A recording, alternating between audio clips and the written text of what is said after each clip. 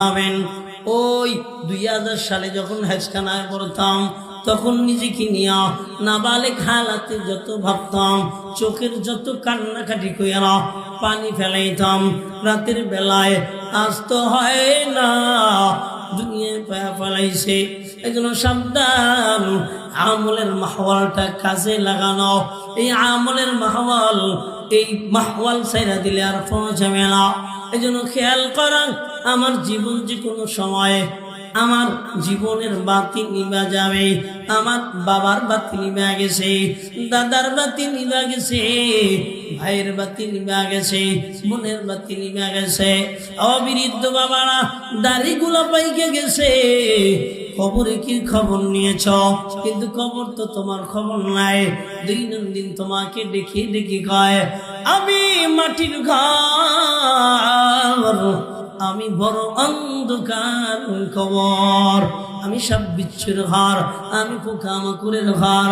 এই জমিনে চলো, একটু হিসাব মিলে চইল, হিসাব কইরা অন্ধকার কবরে আইস।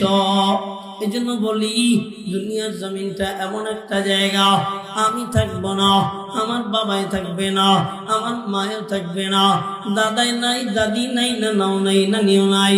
হ্যাঁ, এমন একটা দিন আসবে রে, দুনিয়াটাও আলোহীন হয়ে যাবে, দুনিয়াটাও আলো দেওয়ার কেউ থাকবে না। এক এক করতে করতে সবাই চলে যাবে, আলো দেওয়া দুনিয়ার জমিনে কেউ থাকবে না। এমনকি ফেরেশতা কুলও থাকবে না, আসমানটাও থাকবে না, জমিনটাও থাকবে না, কিচ্ছু থাকবে না, সব ধ্বংস হয়ে যাবে। কিন্তু আমি গাফেল অবস্থায় যদি অন্ধকার কবরে রওনা হই রে বাবারা, কিয়ামতের ময়দানে আমার দণ্ডায়মান হতে হবে। ও পর্দানিশি আম্মা জানেরা, ওই দিন বেঁচে থাকা নিজেকে নিয়ে ভাবো, আমলে নিজেকে বসায় দাও, তাসবিতে নিজেকে বসায় দাও, তেলাওয়াতে নিজেকে বসায় দাও। ও ভাইয়ারা, নিজেকে আমলে বসায় দাও। কেন না, এমন একটা জায়গা তোমার আর আমার সামনে অপেক্ষামান।